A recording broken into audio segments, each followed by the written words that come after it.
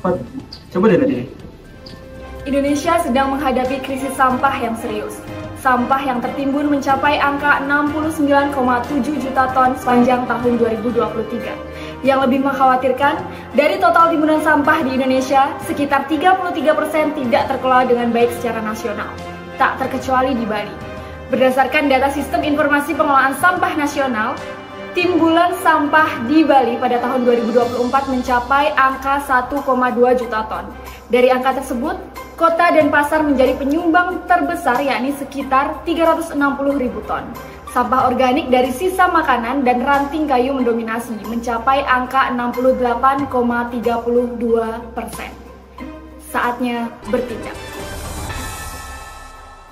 Alah.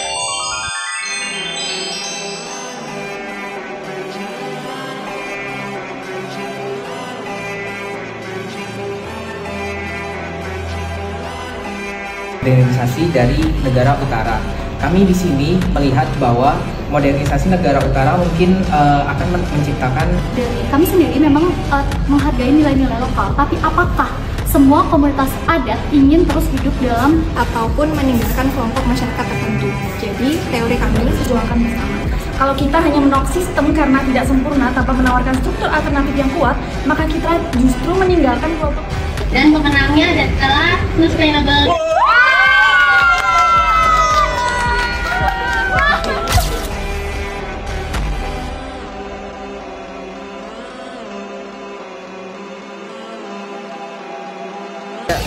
Guys, kita lagi di mana guys? ada di Desa Pejeng. Iya, betul sekali. Sebelum memulai edukasi door-to-door di Desa Denbantas, kami lebih dulu menjalani pelatihan di Desa Pejeng. Di sini kami dibimbing oleh Gria Luhu sebagai sebuah lembaga yang sudah berpengalaman dalam pengelolaan dan pemilahan sampah. Kami belajar tentang pentingnya memilah sampah menjadi 3 jenis, organik, anorganik, dan residu. Bukan cuma teori, tapi juga cara menyampaikan pesan ke masyarakat yang dapat dilakukan secara sederhana dan bisa diterapkan sehari-hari.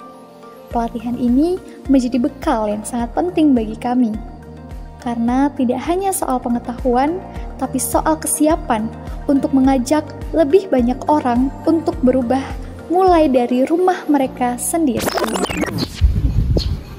Pat, melihat kondisi di lingkungan kita, gimana kalau kita buat edukasi soal pemilahan sampah?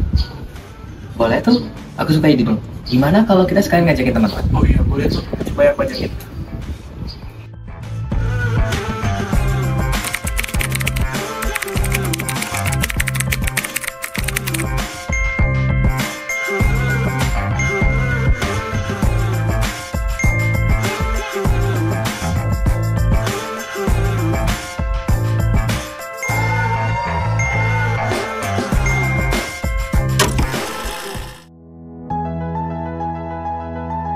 Kami hadir di Desa Denbantas bukan hanya sekedar edukasi, tapi untuk memulai sesuatu yang penting, mengubah cara kita memperlakukan sampah.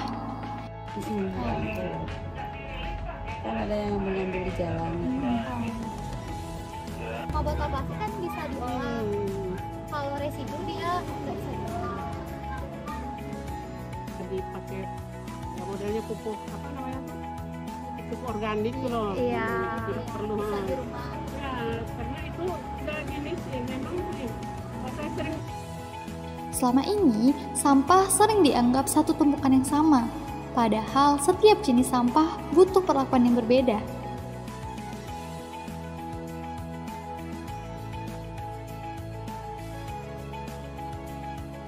Kami hadir dengan membawa ajakan sederhana, yuk pilah sampah dari rumah. Karena nggak semua sampah bisa diperlakukan sama, dan kita perlu tahu kemana mereka seharusnya pergi.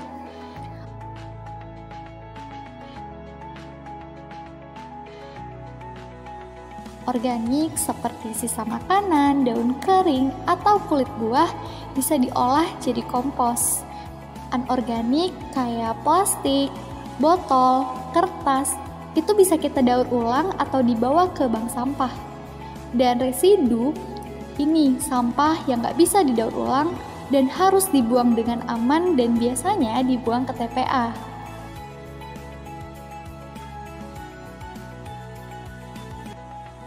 Jadi yang masih bisa dimanfaatkan kembali, yang masih bisa diolah. Sedangkan kalau untuk residu yang memang sudah tidak bisa diolah kembali. Dengan memilah, kita bukan hanya menjaga lingkungan, tapi juga memberi nilai baru pada hal yang tadinya dianggap tak berguna. Karena bumi nggak pernah minta balasan, ia nggak bisa bicara, nggak bisa protes. Yang ia butuhkan cuma satu, sedikit kepedulian dari kita yang hidup, berpijak, dan tumbuh di atasnya. Dan perubahan itu nggak harus hebat, nggak harus menunggu besar. Cukup dari langkah kecil yang konsisten kita pilih untuk mulai hari ini. Kita menjual, kita akhirnya botol-botol aqua, rumah. Bisa kalau misalkan daun, sampah bekas sana organik juga termasuk. Setiap orang punya peran, dan lewat obrolan kecil, sapaan singkat, atau satu sesi edukasi, kami ingin membuka ruang untuk peduli. Karena kami percaya kebiasaan baik itu bisa tumbuh asal ada yang memulainya.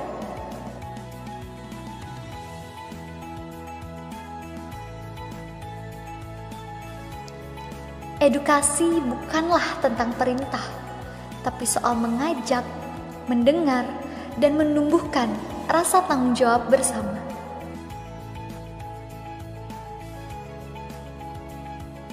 Dijual ke residunya. Jadi modelnya jang di rumah tuh tadi jang kita yang nuk itu model aqua betul aqua tuh.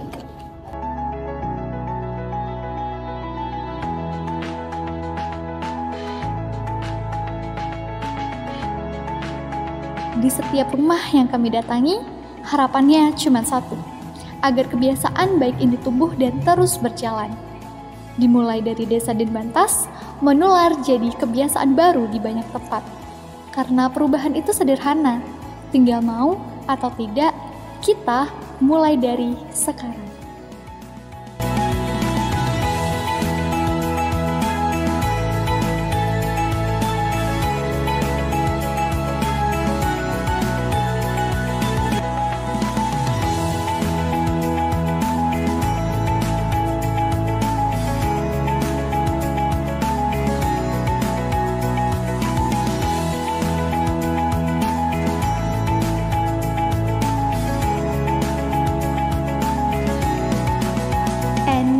Itu tadi langkah sederhana yang sudah kami lakukan.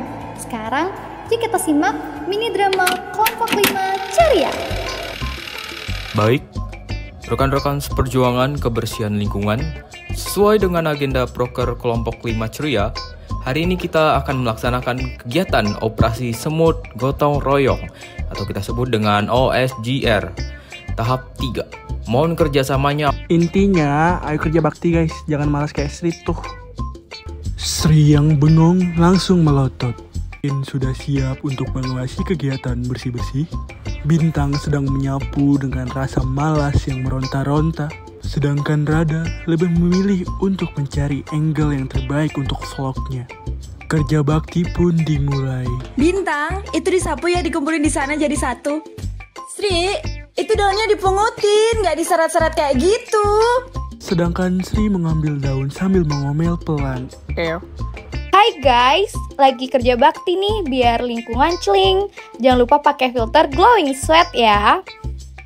Nih lihat di belakang ada. Sri selesai minum dari botol plastik dan langsung melemparkannya dengan cuek dan meleset hingga terkena kakinya Bintang. Lalu botolku dibilang anorganik, tahu ngapain ke kakiku?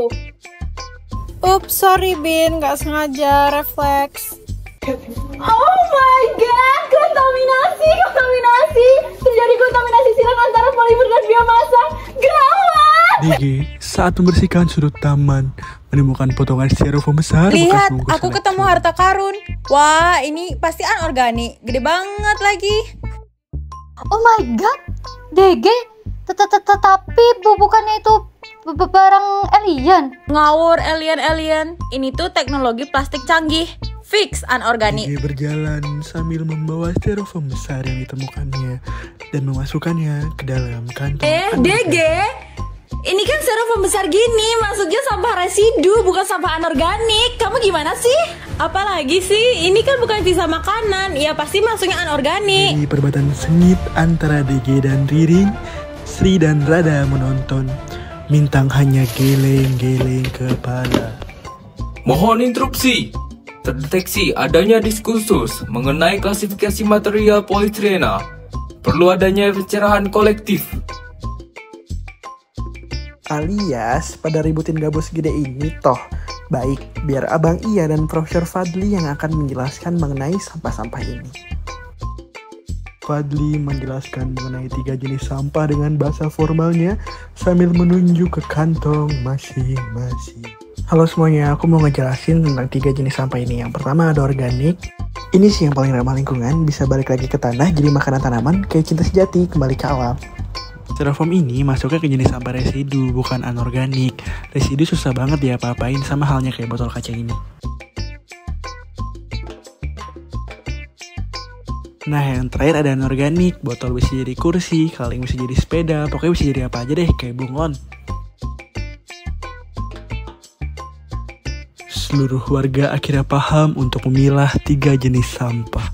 Sri tersindir dan langsung memungut sampah dan memilahnya dengan benar.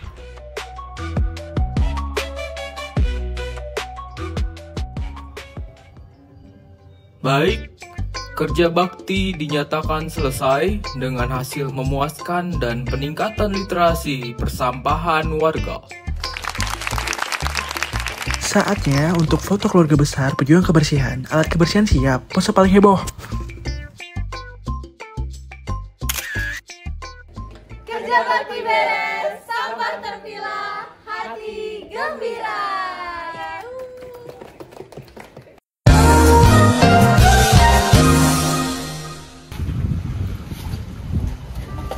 Lihat ada harta karun. Oh my god,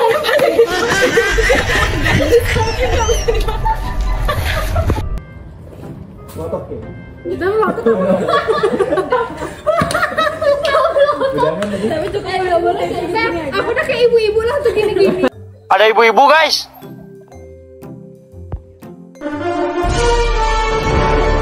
Hi vlog, welcome to my guys.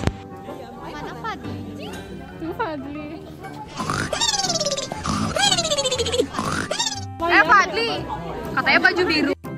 Diem, lu tuh nggak diajak tau.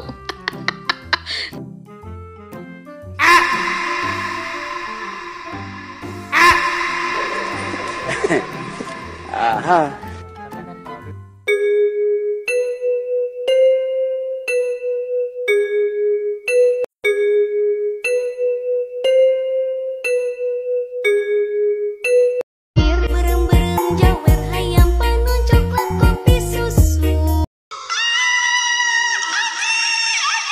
Nah, Ririn nih nafas otot saja dia maunya nih. Absolute cinema.